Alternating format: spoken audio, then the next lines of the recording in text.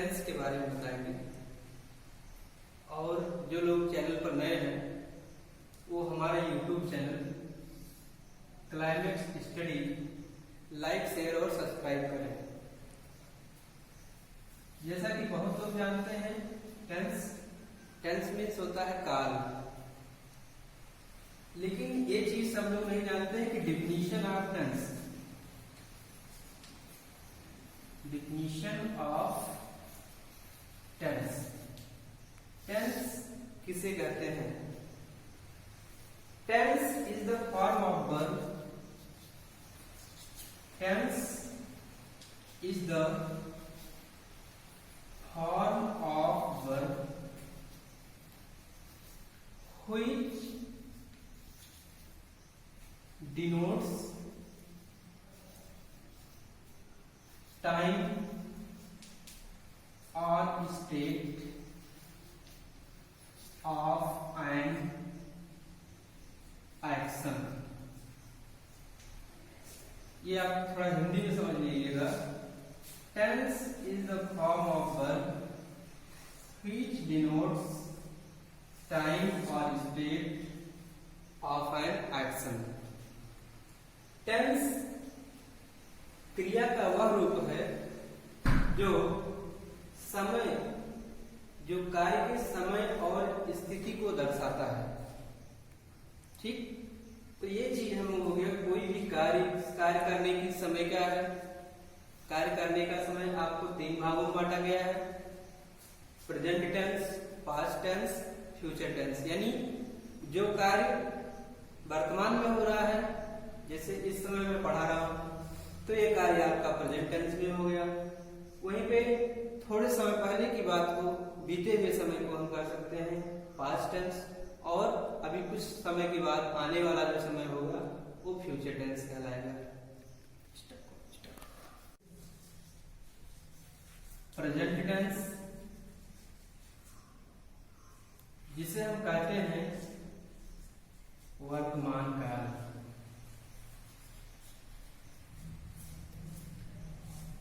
Number 2 past tense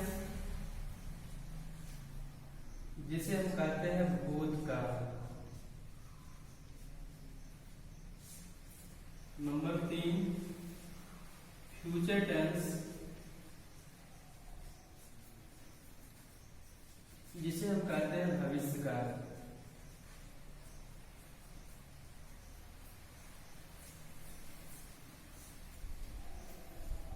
Action is happening in the current situation is called present tense. Action is happened in the past time, in the past situation is called past tense. Action is happening in the future situation, यानी in the next situation is called future tense. Each tense has divided into their subdivisions.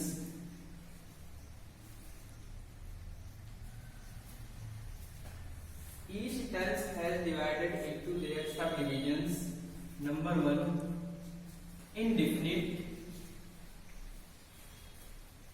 indefinite का मतलब होता है अनिश्चित। अनिश्चित का मतलब होता है कार्य के होने के समय के को हम निश्चित नहीं कर सकते हैं, पॉइंट ऑफ टाइम नहीं कर सकते हैं, ये हो जाता है अनिश्चित। दूसरा है आपका कॉन्टिन्यूअस। कॉन्टिन्यूअस का मतलब होता है लगातार, यानी जो कार्य जारी होता है, चाहे वो भूतकाल में जारी हो, चाहे वो वर्तमान काल में जारी हो या भविष्य काल में, तो ये होता है शाब्दिक लगातार। तीसरा आपका है परफेक्ट। तीसरा है परफेक्ट। परफेक्ट का मतलब होता है पूर्ण। परफेक्ट का मतलब होता है पूर्ण, यानी कार्य पूरा होना बताता है। और परफेक्ट कंटिन्यूअस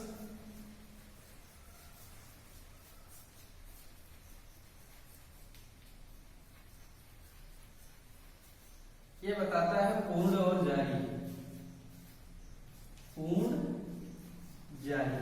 शाब्दिक अर्थ है परफेक्ट कंटिन्यूअस, यानी कार्य का कुछ भाग पूरा होता है लेकिन पूरी तरह से पूरा नहीं होता है और वो कार्य जारी भी होता है। तो ये हो गया आपका सब डिवीजन यानी उपविभाजन। अब ये चीजें प्रत्येक टेंस में लागू होगा। प्रेजेंट टेंस के चार भाग ये हो गया आपका, हम प्रेजेंट का नाम लिखेंगे और इंडेफिनिट जोड़ देंगे। पास्ट टेंस का हो गया चार भाग और फ्यूचर टेंस का चार भाग हो गया। ये हो गया इंट्रोडक्शन ऑफ टेंस, आपका यहाँ पे कंप्लीट होता है। इंट्रोडक्शन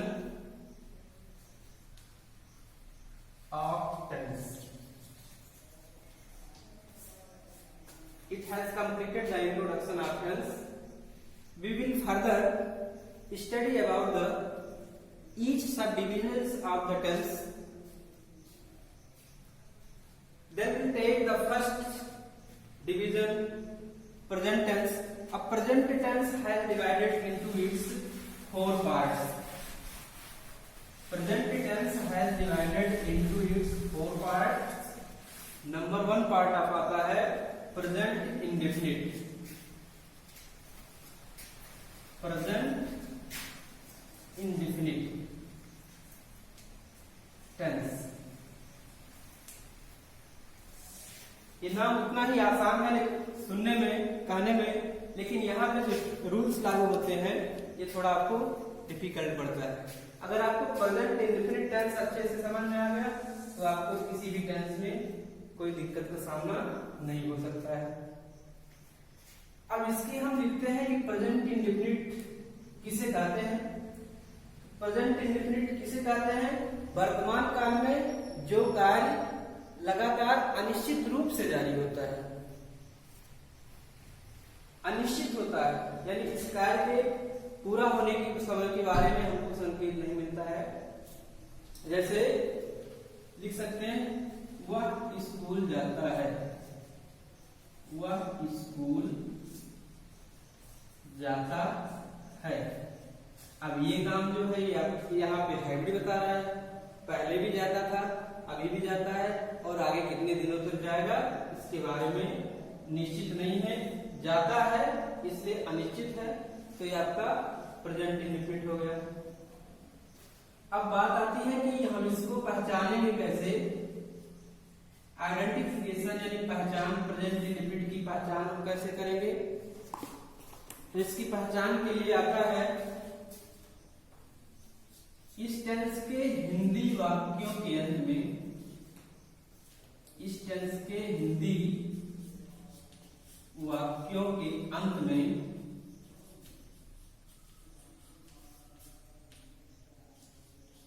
ता है, ती है, ते है, ताहू शब्द आते हैं।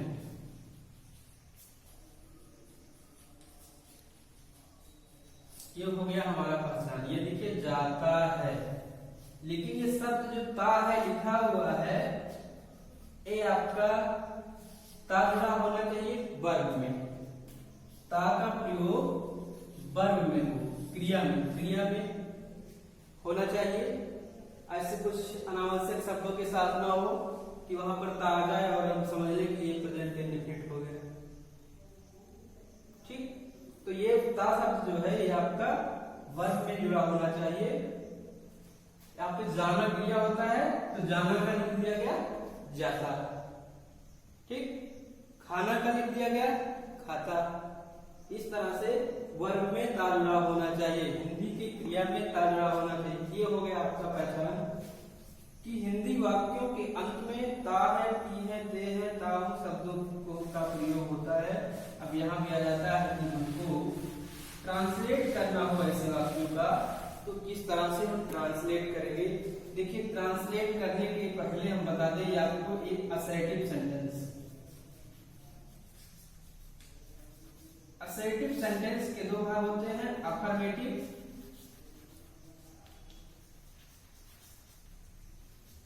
और निगेटिव।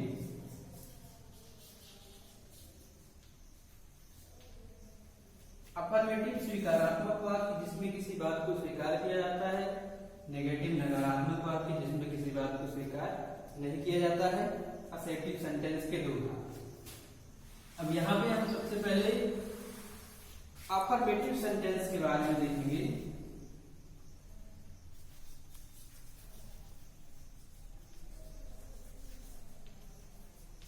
Affirmative sentences. अब यहाँ पे रूल होता है सिंगुलर सब्जेक्ट के साथ, सिंगुलर सब्जेक्ट के साथ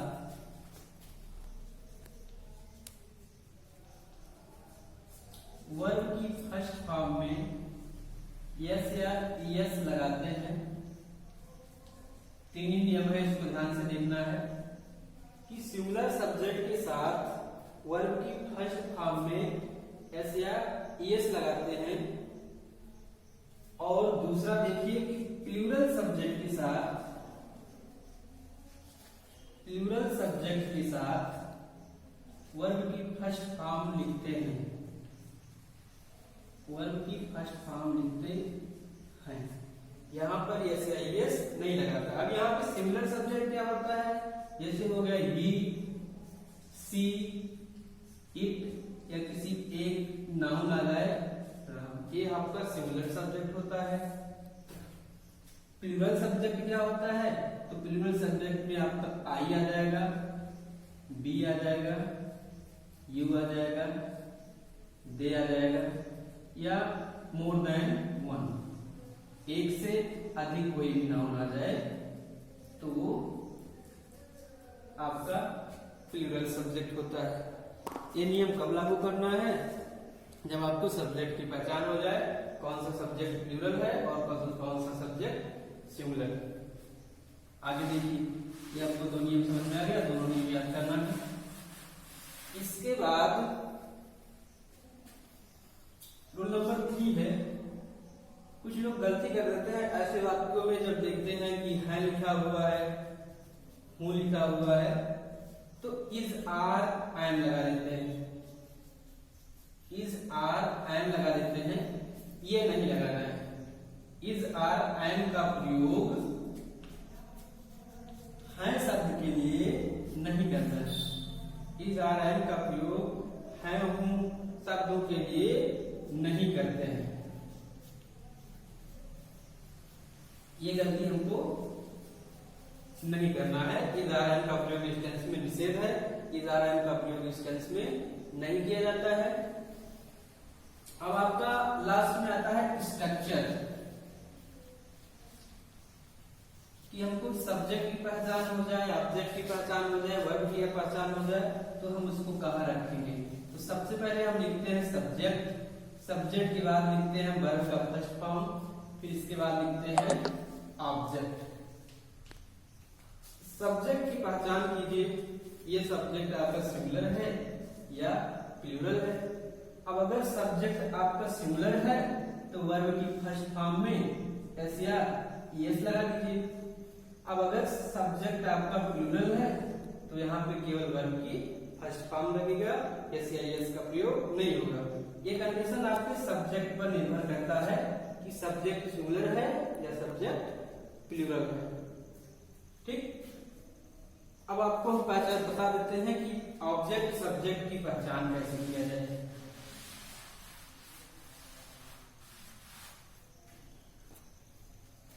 एक सेंटेंस लीजिए, लिखा हुआ है वह एक पत्र लिखती है।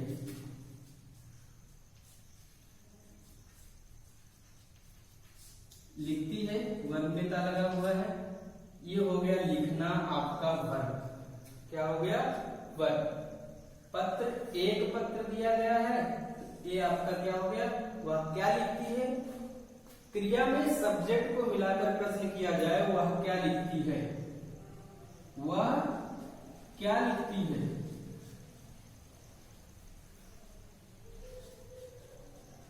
तो ये आपका क्या हो गया, उत्तर हमको मिलेगा वह एक पत्र लिखती है। एक पत्र आपका क्या हो जाएगा, ऑब्जेक्ट हो जाएगा। क्या हो जाएगा, ऑब्जेक्ट, कार्य का करने वाला ही हमेशा सब्जेक्ट होता है। तो पत्र किसके द्वारा लिखा जा रहा है? वह। किसके द्वारा लिखा जा रहा है? वह। अब यहां पर देखिए जेंडर, क्या लिखना है? जेंडर, क्योंकि वह शब्द जो आता है इसकी दो इंग्लिश होती है, एक ही होता है, एक सी होता है। लिखता है तो यहाँ पे जेंडर बताता है ये मैस्कुलिन है, लेकिन लिखती है तो जेंडर बताता है फेमिनिन है, इसलिए हम सी का प्रयोग कर देंगे। किसका प्रयोग कर देंगे?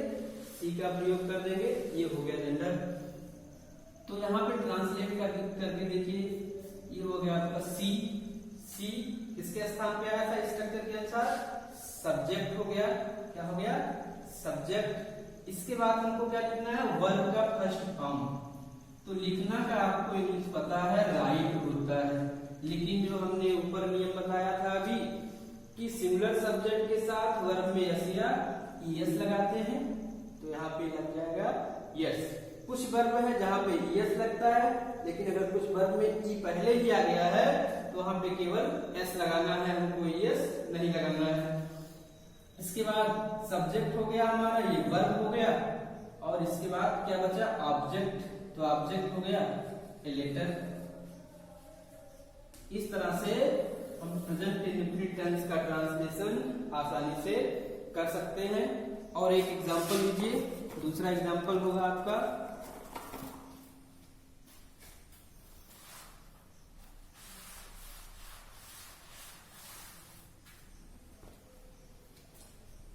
वे अपना गृह कार्य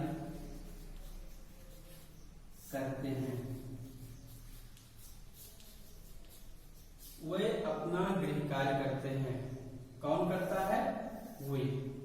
ये हो गया आपका सब्जेक्ट।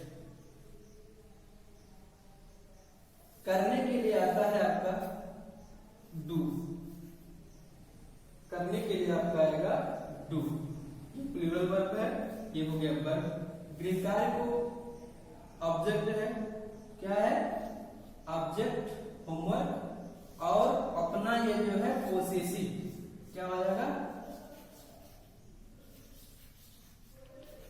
पोसेसिव नाउन का केस होगा। पोसेसिव नाउन में क्या होता है? दे का पोसेसिव आता है देयर। दे का पोसेसिव केस देयर होता है। वही ऑब्जेक्टिव केस अगर हम लिखते हैं, ऑब्जेक्टिव केस, तो इसका होता है देम। इसका प्रयोग प्राय हमको पैसिव वॉइस में बनाते समय किया जाता है। तो ये हो गया आपका पॉसेसिव केस। अपना के लिए किसी भी नाउन के साथ या प्रोनाउन के साथ अपना का प्रयोग किया गया है, तो उसके पॉसेसिव केस का ही हम प्रयोग करते हैं। दे हो गया सब्जेक्ट। करने के लिए हम लगाएंगे डू, क्योंकि सब्जेक्ट सिंगुलर है इसलिए डस का प्रयोग ईएस नहीं लगाएंगे। दे डू, और अपना के लिए लगा देते हैं हम देयर। इसके बाद ऑब्जेक्ट लिख दीजिए होमवर्क। ठीक, दे डू देयर होमवर्क। तो ये हो गया आपका अफर्मेटिव सेंटेंस।